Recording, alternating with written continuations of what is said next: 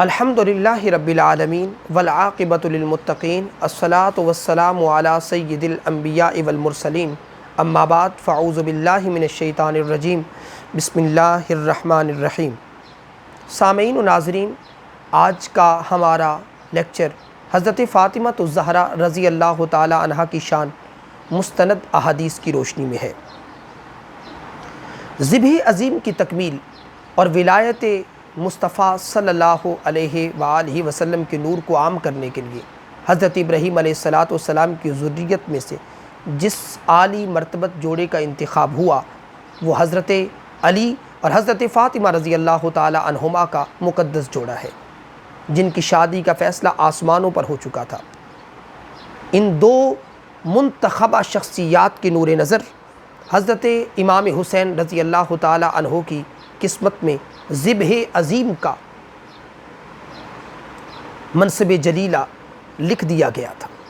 حضرت فاطمہ رضی اللہ تعالی عنہ حضور نبی مکرم صلی اللہ علیہ وآلہ وسلم کی لاڈلی صاحبزادی ہیں اور خاتون جنت بھی آپ ہی کو کہا جاتا ہے۔ چند مستند احادیث کے ساتھ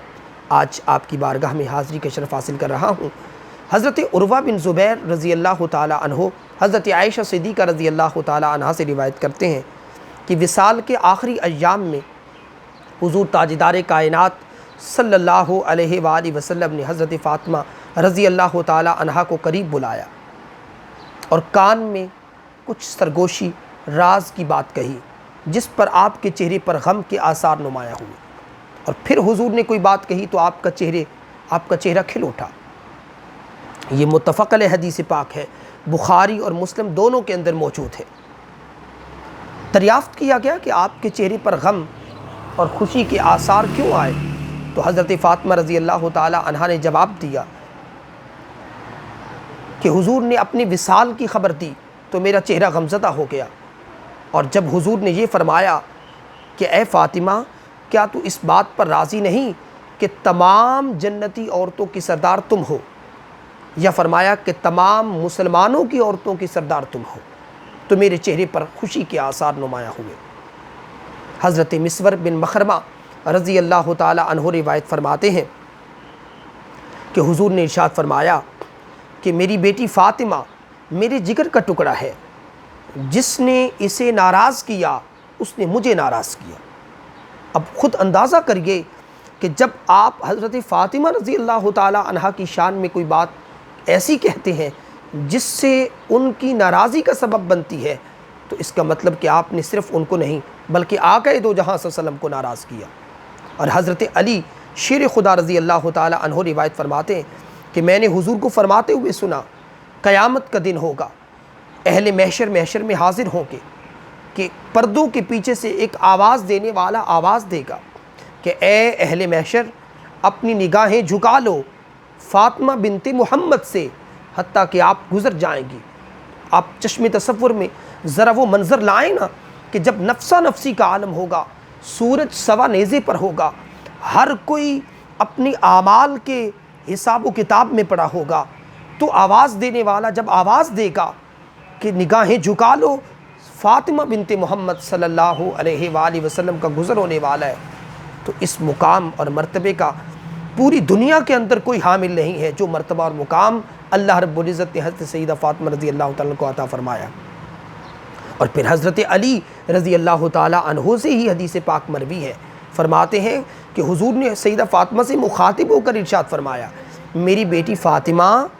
اللہ تیری رضا میں راضی ہوتا ہے اور تیری ناراضی میں ناراض ہو جاتا ہے۔ کتنے بڑے الفاظ ہیں، سبحان اللہ، کہ حضرت سیدہ فاطمہ رضی اللہ تعالی عنہا کی رضا میں اللہ راضی ہوتا ہے اور آپ کی رضا میں اللہ ناراض ہو جاتا ہے، یعنی جس نے سیدہ فاطمہ رضی اللہ تعالی عنہا کو ناراض کیا اس نے ڈائریکٹ رب کائنات کو ناراض کیا۔ اور پھر دوستان مکرم، آخری اور بڑی خوبصورت حدیث پاک جو آپ کے سامنے پیش کرنا چاہتا ہوں وہ یہ کہ حضرت جمی بن عمیر التیمی رضی اللہ تعالی عنہ روایت کرتے ہیں، یہ جامع ترمذی کی حدیث پاک ہے۔ فرماتے ہیں حضرت جمی بن عمیر التیمی کہ میں اپنی پھپھی کے ساتھ حضرت عائشہ صدیقہ رضی اللہ تعالی عنہ کی بارگاہ میں حاضر ہوا، میں نے دریافت کیا کہ لوگوں میں سے حضور تاجدار کائنات صلی اللہ علیہ وآلہ وسلم کو سب سے زیادہ محبوب کون تھا؟ تو فرمانے لگیں بلا توقف کہ حضرت فاطمہ رضی اللہ تعالی عنہا۔ سائل نے سوال کیا مردوں میں کون سب سے زیادہ محبوب تھا؟ تو آپ نے فرمایا ان کے شوہر حضرت علی رضی اللہ تعالی عنہ، اور آگے فرمایا کہ میں خوب جانتی ہوں کہ وہ بڑے روزہ رکھنے والے اور بڑے تہجد پڑھنے والے تھے۔ یہاں ایک پیغام دینا چاہتا ہوں اہل تشیع کے ان افراد کو جو سیدہ عائشہ صدیقہ رضی اللہ تعالی عنہا کی ذات اقدس پر لعن طعن کرتے ہیں، اور ان احباب کو جو اہل بیت اطہار کی شان اور عظمت کو گھٹاتے ہیں اور کم کرتے ہیں اور بغض اور کینہ رکھتے ہیں۔ دونوں کے لیے پیغام یہ ہے کہ سیدہ عائشہ صدیقہ رضی اللہ تعالی عنہا سائل کے سوال پر یہ بھی جواب دے سکتی تھی کہ کائنات ارضی کے اندر اگر کوئی سب سے محبوب تھا حضور کو تو وہ عائشہ تھی، اور اگر مردوں میں کوئی سب سے زیادہ محبوب تھا تو وہ حضرت ابوبکر صدیق رضی اللہ تعالی عنہ کی ذات گرامی تھی۔ اور دنیا کو علم ہے کہ حضور کو ساری ازواج مطہرات میں سے حضرت سیدہ عائشہ رضی اللہ تعالی عنہا سے سب سے زیادہ پیار تھا، اور مردوں میں بھی اگر کہا جائے تو ابوبکر صدیق رضی اللہ تعالی عنہ کی شان اور عظمت صحابہ کرام میں سب سے زیادہ نظر آتی ہے، مگر قربان جائیں سیدہ عائشہ رضی اللہ تعالی عنہا کی عظمت پر، سچائی پر اور محبت پر